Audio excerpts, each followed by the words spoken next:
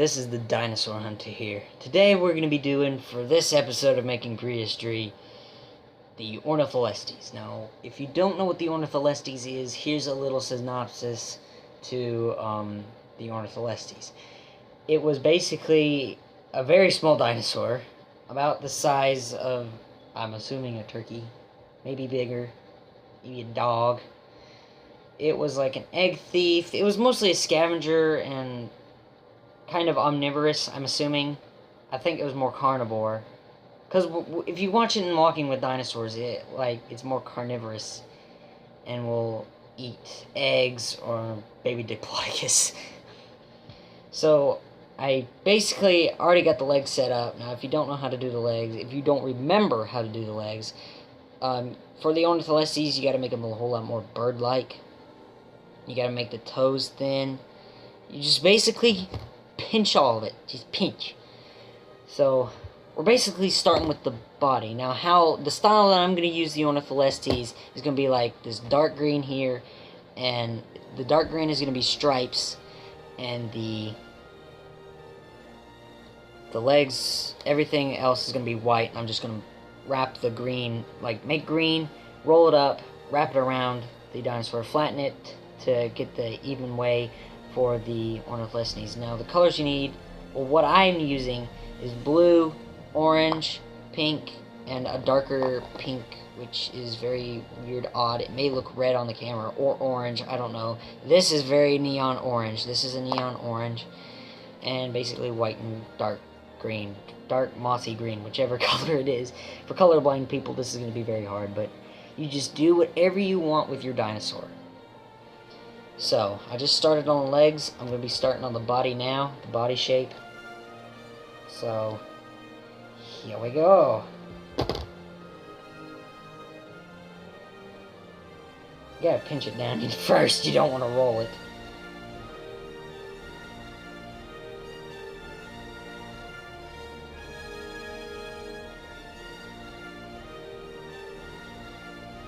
That's shaking the camera, I didn't mean to do that. Maybe more. So now we got the body shape. We got the neck area finished, and we will mix that with we'll mix the legs with the body. Obviously, we probably should have made these legs a whole lot more thinner, because they ain't thin enough. So, Ornitholestes, if I have not already told you this already, because I'm very forgetful, Ornitholestes lived in the Jurassic Period, along with dinosaurs like Allosaurus, Ceratosaurus, Stegosaurus, mostly the big game dinosaurs, the big boys of the Jurassic.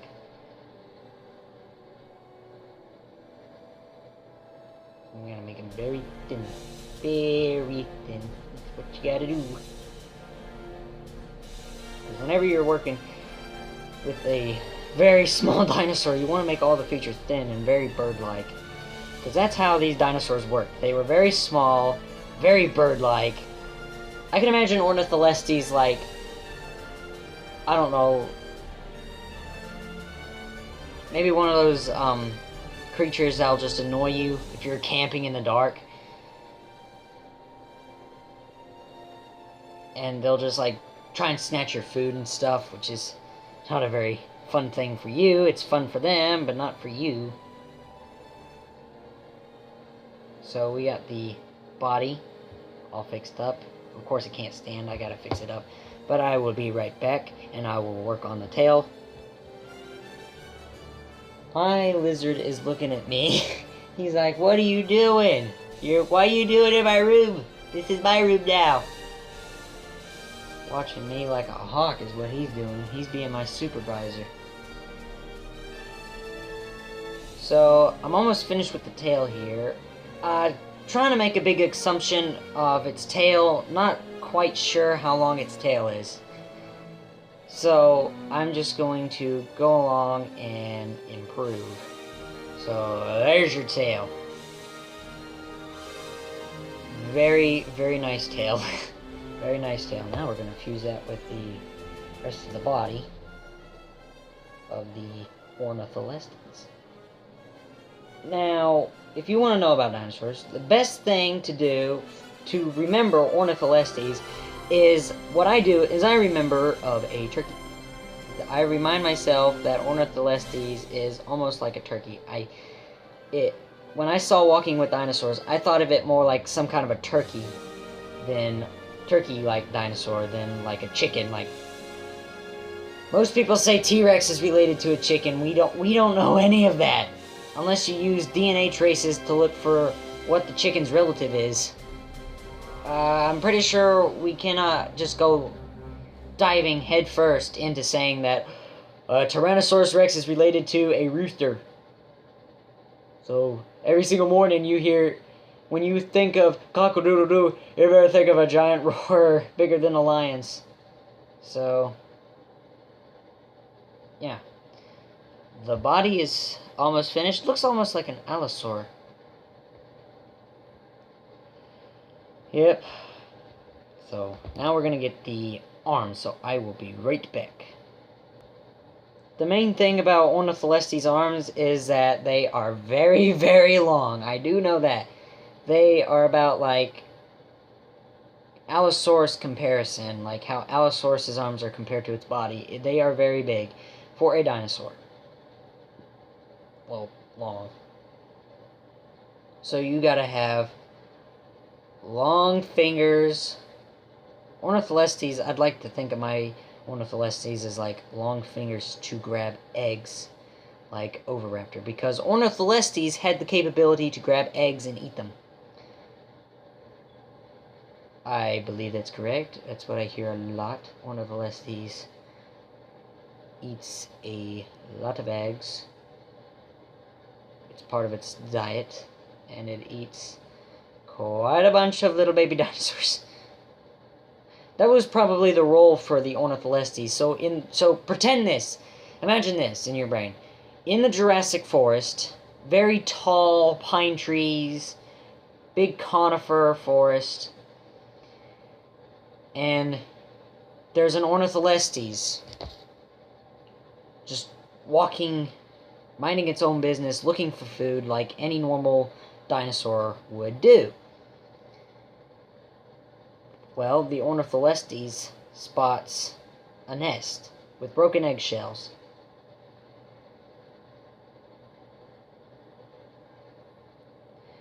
What that dinosaur will do, if all the eggshells are empty, it decides to just go on ahead and look for the baby. And if all the eggs are... if there's at least one or two eggs that have not hatched due to, like, weather and temperature, because that's how dinosaur eggs work. They work like bird and reptile eggs. You gotta keep them, like, a specific temperature. It's basically what you learn when you're using an incubator to incubate chicken eggs. You know. So, you gotta work on that. Another thing.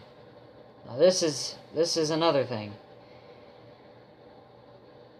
There's at least two eggs. So it grabs two eggs and eats them. Bites them down with either with its teeth, or it uses like a small crest to bite into them. So once it's done that, it's still hungry, so it goes after babies, and it stalks, just like any normal gigantic carnivore, like its giant carnivorous cousins. I'd like to think that Ceratosaurus is related to Ornitholestes, but that'd be a dumb assumption for me. So we just got its arm fixed. Just got its other arm fixed, so we're gonna put that into its body. I will be back. So now we are finished with the other arm of the Ornitholestes. So if you needed me to finish that, basically the Ornitholestes finds food and eats it. That is the end of the Ornitholestes story. That's basically the life of an Ornitholestes. It's basically the life of almost every single dinosaur. Eat, sleep, or maybe sleep, if you're a Troodon or any other nocturnal dinosaur. They may sleep during... yeah, they possibly do sleep during the daytime. Some dinosaurs are nocturnal, but they can also stay awake during the daytime, which is very, very weird. So I'm getting the head shape done, and there is its head shape, which is very, very neat. So now we are going to plug that in the Ornitholesties.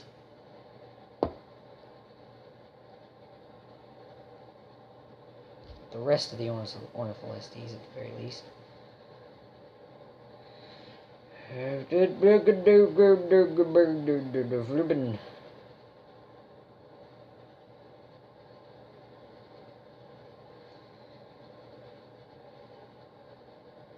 There, the head is almost finished. We gotta add the teeth and the gums and all of that, so I will be right back. I will teach you how to make a gum or tooth after I finish doing it on this guy here. We have finally finished the teeth. I am very excited that we finished the teeth. And what was that? We gotta do the bottom row! Okay guys, sorry. We gotta do the bottom row of the teeth. It took me about almost an hour to get these teeth done! Anyways, like how I showed maybe a little bit of this, the top and what you do, the bottom's just like a very thin version of all the sides, basically. And for Ornitholestes, you gotta have, every dinosaur has a bottom jaw, just like every single organism has a bottom jaw. Except for bugs, I think. Insects. I'm not sure, but anyways. That is basically, you just pinch everything. Just pinch everything. That is very easy. I'm going to be saying that in every video. You gotta pinch everything if you want to get things done. So, I just shook the entire world there. And blew everybody's mind. It's like, no dip! Right now I'm doing the tongue. So far we got the bottom gums of the bottom jaw up. I just dropped that. I'm not smart. You pinch the tongue. It's obviously basically just like a little tail. Now I'm making this Ornitholestes cinematic, so it's gonna have like a little stand and it to help it like move around. Basically the stand is to help it stand up. Because when you make dinosaurs like these with wax-based clay, they're gonna fall. Because the room depends on the room temperature. Unless you're, unless you're somebody from the, cold parts. If you live in Antarctica, you're perfectly fine. For those of you who cannot remember how to make a dinosaur tooth on a carnivorous dinosaur, basically, just pinch out a little piece of white clay here. Ooh, I just almost showed my face there. And just roll the tooth, if you can see it. There's the tooth, somewhere over there. And you just place that on the bottom or top jaw, and now for only $3.99 you get a toothpick. Revolutionary technology here, man. Revolutionary technology here. Perfect use for placing your teeth in depending on how small your dinosaur is. And right now this dinosaur has very small teeth. So that's all $3.99. We have finished the top and bottom jaw, ladies and gentlemen. Alright. So now we gotta work on the eyes. Oh man. I do not like the eyes. I really do not like the eyes. So what we're gonna do is I'm gonna skip through them, and once again, like the teeth, I'm going to teach you how to make the eyes. So I'll be right back. Look at how neat that is, guys. That's actually really neat. All them tiny teeth in that. That's actually really impressive, even for me. Basically, on how you do this for the eye, it is very dark on the camera. I know that. But, you just ball up a little, very small black ball, and then you ball up a little bit fairly green, ball. It can be any kind of color you want. This dinosaur could have blue teeth, for crying out loud. But, I now, thanks to the revolutionary tool that I got, the toothpick, I can be able to punch a little hole in, and I can fit the green, sphere, ball, whatever you want to call it, into the hole, and it just fits so perfectly as an eye socket. It's so revolutionary. So, buy the toothpick for $3.99 at the dollar store. So, we have finished both eyes. Yeah, both eyes. That's really neat. Now, in a way, I kind of did show you. I didn't show you, like, visually, but just visualize it in your head. And I also got 2 little nostrils on its nose. So, he's turning out really good. He will look even cooler with them green stripes. I think that'll be a perfect colored dinosaur to have green stripes. It'll look like a zebra. Trust me, it will look like a zebra with a blue head and some green stripes almost close to the end, but it won't be finished yet. So, we will be right back. So, if you want to know how to make stripes on a dinosaur, you roll this up. I roll it up. That's what I normally do for that. Just for that. Just specifically for that. Other things too, but for this right now. And grab your dinosaur.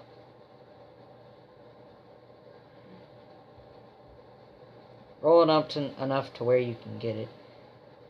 Have it at a precise area, maybe around like there. I know the camera is very far away. And just rub it down. Make sure you get the stripe seeable.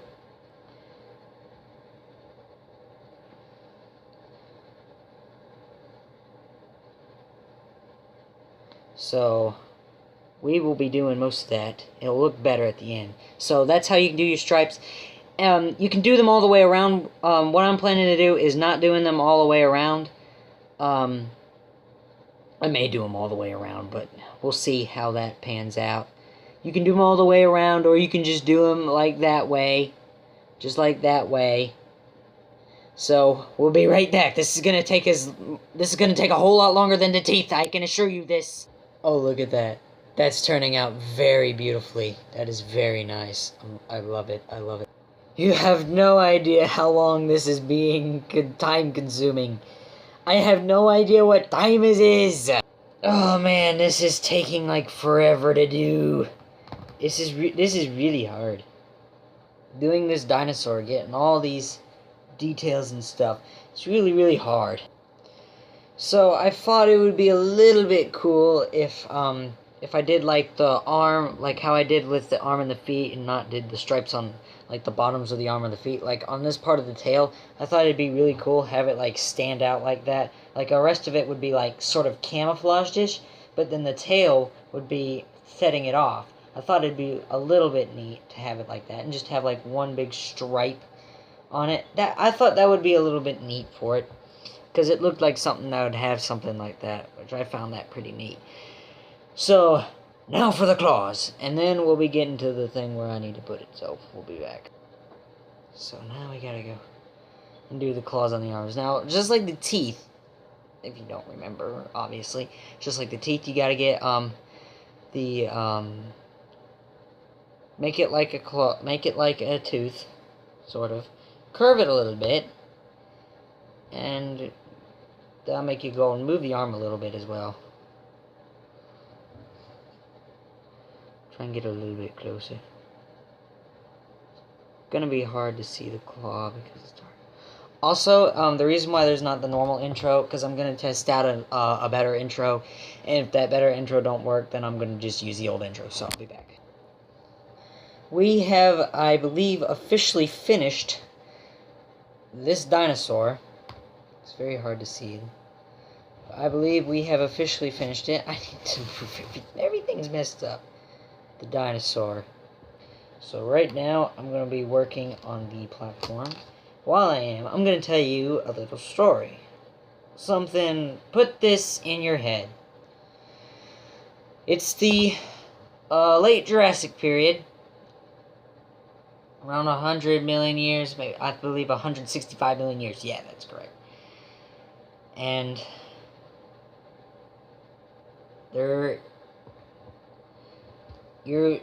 it's in the forest. There's pine trees, very big, tall, coniferous trees. Or coniferous trees. And there is a Diplodocus nest.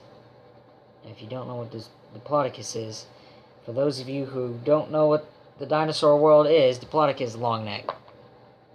Some land before time logic.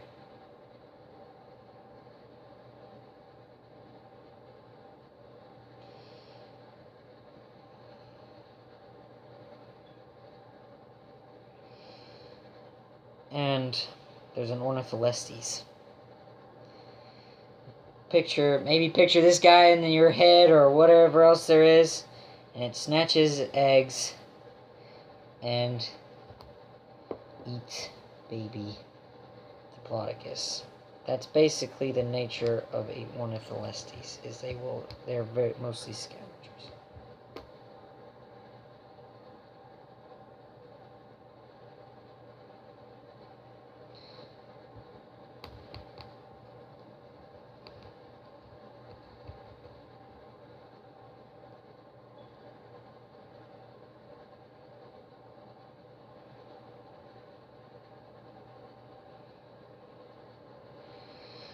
Now, it's feared by allosaurs and other dinosaurs.